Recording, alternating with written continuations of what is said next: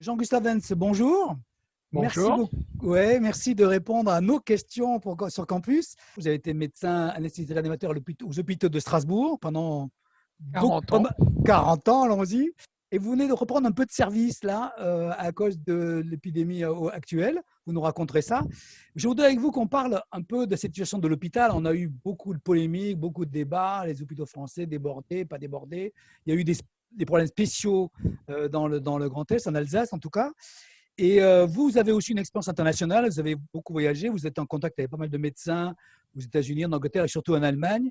Et on fera un petit point de comparaison, si vous le voulez bien, avec notre situation et celle de l'Allemagne.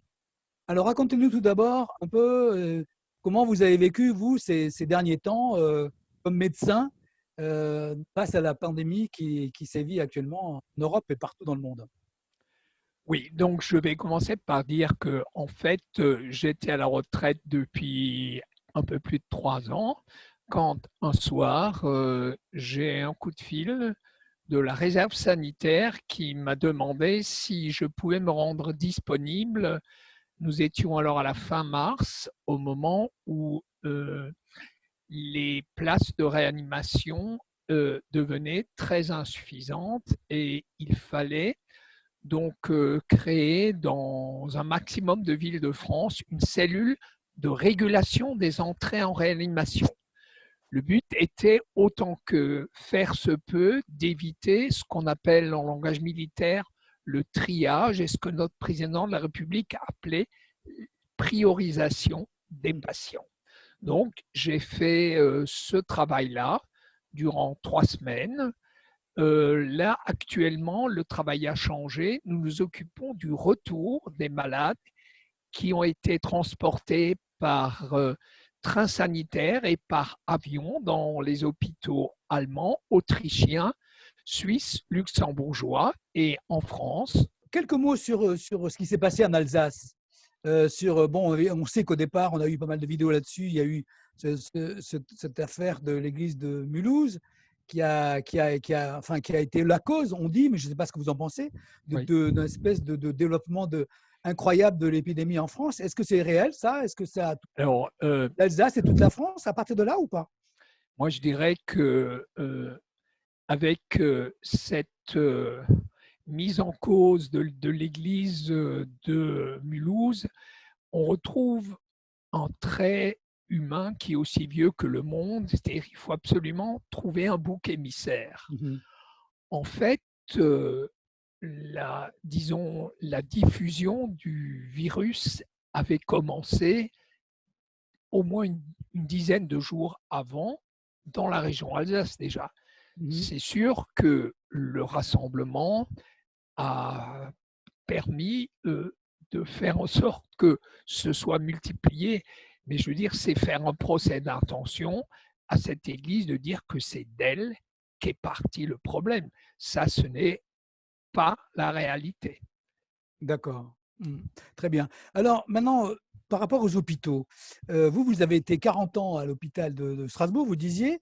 Qu'est-ce qui se passe à l'hôpital en France? Pourquoi tant de problèmes, de retard dans les blouses, les masques, les tests? Pourquoi on est aussi handicapé face à un événement, effectivement, qui est extraordinaire, mais qu'on aurait pu prévoir un peu? Pourquoi l'hôpital français n'a pas été capable de répondre aux besoins d'aujourd'hui? Alors, je peux répondre assez facilement en disant que il y a 0,1 point d'investissement en produit intérieur brut qui sépare nos deux systèmes de santé. C'est Entre l'Allemagne et la France. 11,1% d'un Ouais. côté contre 11,2% de l'autre côté. Donc c'est rien. Donc ce n'est pas une question de moyens. C'est en fait une question d'efficacité et d'organisation du système de santé. Alors voyons le système de santé français d'abord. Le système français, moi je le caractérisais par deux termes.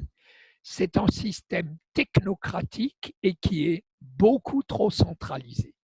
Alors, je m'explique. Ça fait, disons, toute la deuxième partie de ma vie professionnelle. Les plans d'austérité se sont succédés.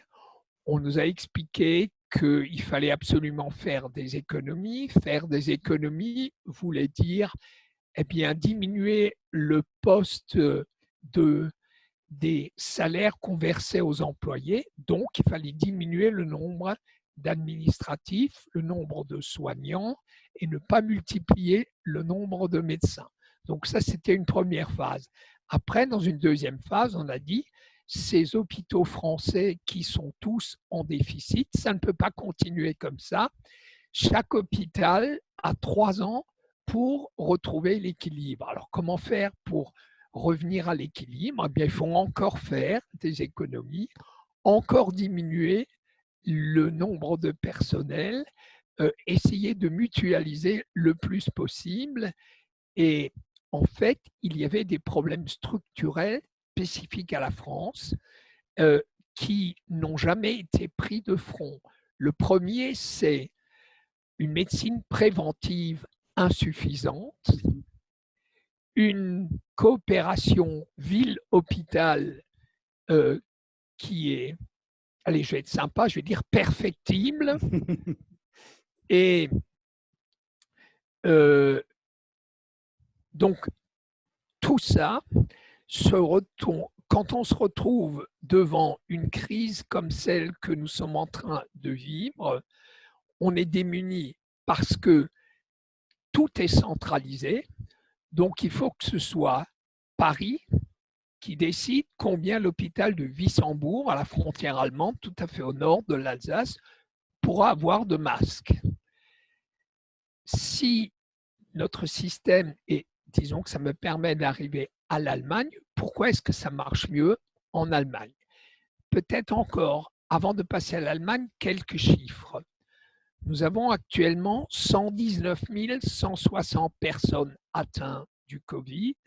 Nous déplorons 21 340 décès et nous avions, au début de l'épidémie, 5 000 lits de réa disponibles.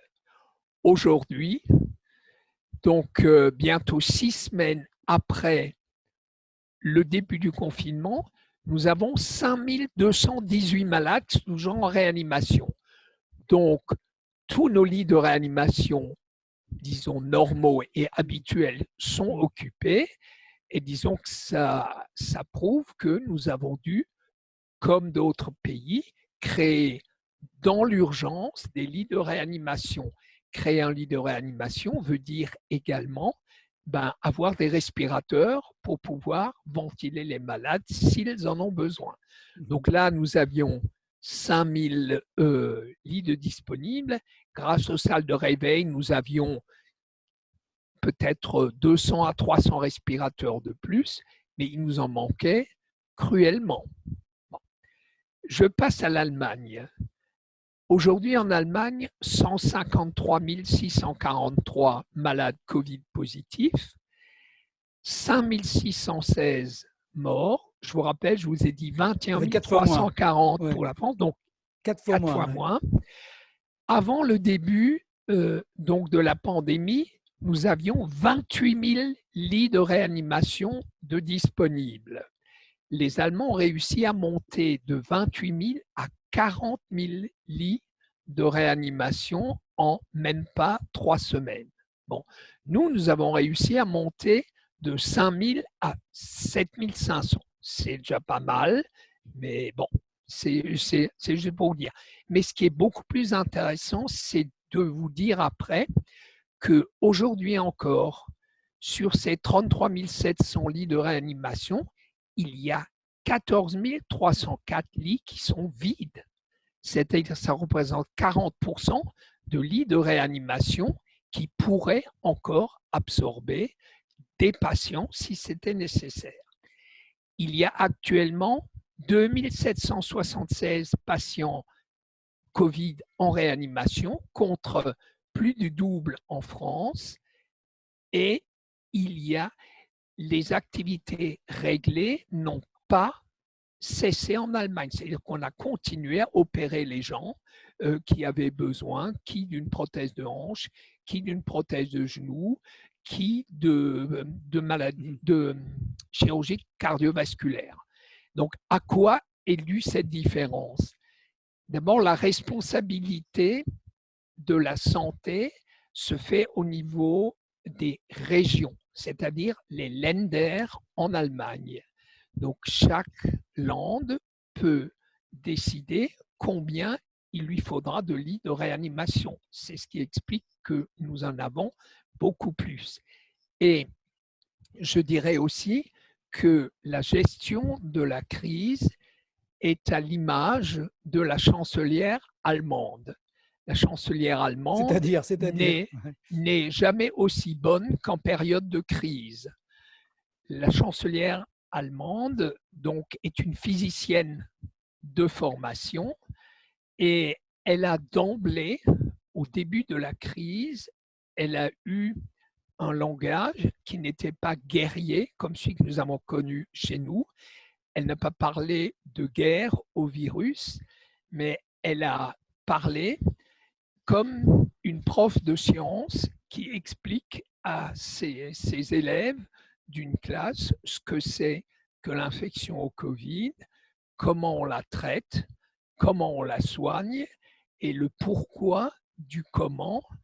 Elle conseillait donc les mesures barrières, pourquoi c'était important que les hôpitaux soient, donc qu'on leur donne les coups des franches et surtout, elle a commandé les réactifs qu'il fallait pour faire les tests de dépistage d'emblée, déjà dès la deuxième semaine de mars. Et d'emblée, l'Allemagne a fait 5 fois plus de dépistage que nous. Aujourd'hui, donc dans la semaine dans laquelle nous sommes, nous arrivons à en faire à peu près 150 000, ce qui est déjà très bien, hein, mais l'Allemagne, durant ce temps-là, en fait 500 000. Mhm. Donc, il y a une différence. Donc, il y a une meilleure anticipation et une meilleure utilisation, disons, de ressources disponibles. Il est vrai aussi que l'Allemagne avait des excédents budgétaires qu'elle a immédiatement injectés dans… Mais vous disiez au début qu'en fait, en gros, c'est une histoire d'organisation, il vous semble, parce qu'il n'y a pas de différence énorme dans le Non, point de vue budget. non, non, non. Parce que, bon, nous sommes 63 millions, les Allemands sont 82 millions, qu'il y ait un peu plus de lits de C'est réanimation, normal. qu'il y ait un peu plus d'hôpitaux, c'est normal. Mais là où ça pêche chez nous en France, c'est l'organisation du système de santé qui souffre de sa centralisation, de sa technocratie. D'accord. Je veux Ça me dire, paraît. Oui. ouais, je veux bien, mais en France, quand j'entends que ce sont des énarques qui décident du nombre de lits de réanimation, moi, ça me fait sourire. Vous pensez que c'est surtout ça le problème? En partie, oui. En partie, ouais, en partie. Il y a cette histoire de tests aussi. Pourquoi les Allemands avaient tellement de tests et nous, on avait un mal de chien à en trouver quelques-uns? Pourquoi au début, il y avait tant de tests en Allemagne? Parce que la chancelière, dès qu'elle a entendu ce qui se passait en Chine, elle a commandé avant tout le monde, donc des écouvillons, et avant tout le monde, elle a décidé de rapatrier la fabrication des réactifs et des tests en Allemagne. Elle n'y est pas encore arrivée, hein, mais ils sont beaucoup plus loin que nous dans le rapatriement, mais c'est aussi vers ça que nous allons nous diriger en France. Bon. Vous pensez qu'en France, on va s'en sortir quand même? On va les changer, ces hôpitaux? On va pouvoir renouveler les choses? Oui. Ben oui, je pense. Notre président a dit que l'après-crise du Covid ne sera pas comme l'avant, qu'il s'est rendu compte que l'hôpital, je crois qu'il faut arrêter de vouloir essorer l'hôpital. Il faut se mettre autour d'une table et dire quel type de santé est-ce que nous voulons en France? Est-ce que nous sommes prêts à y mettre les moyens? En Allemagne, quand même, il me semble aussi, quelqu'un de nos amis communs, en Bonham, disait qu'il y a un système un peu à deux vitesses. Les gens participent plus, quand ils vont chez le médecin. Et Oui. il y a pas tout à fait la même chose qu'en France au niveau des soins généraux. Il y a un peu il y a deux. Est-ce qu'il y a deux vitesses ou pas? Ou est-ce que c'est une légende? Alors, disons, c'est peut-être pas deux vitesses, mais que les gens se prennent plus en main, Mhm. ça, c'est une certitude. Je veux Il y a un dire, hôpital pour tout le monde et puis il y a un hôpital où il faut participer plus, c'est ça? Comment ça non, marche? non, non, disons que c'est pas ça. Il n'y a pas un système de sécurité sociale pour tout le monde Mhm. comme en En France? France. Il y a Mhm. le choix entre une sécurité sociale de base que tout le monde a et on peut Mhm. choisir une caisse privée de sécurité sociale pour laquelle on paye plus cher, mais on a d'autres prestations, c'est-à-dire on a droit à la chambre individuelle, on a droit à un certain nombre disons, de choses qu'on peut retrouver dans les cliniques Mais privées chez ça, nous en France aussi. ah bon, parce que j'allais dire que dans une mentalité française, afficher ça au départ, afficher des inégalités au départ, ce ne serait jamais accepté, ça, quand même. Exactement, Oui. Bon, exactement. on a fait le tour. Qu'est-ce que vous retirez de votre expérience personnelle ces dernières semaines-là? Alors, extrêmement riche, Hmm. l'impression d'avoir répondu à un appel, d'être sorti de ma retraite dans laquelle je m'installais doucement, un coup d'adrénaline et puis un coup de jeûne et beaucoup de réflexion sur ce que ça veut dire prioriser, Ouais. trier Ouais. et combien notre système de français est bon par certains côtés et combien il est encore perfectible par d'autres.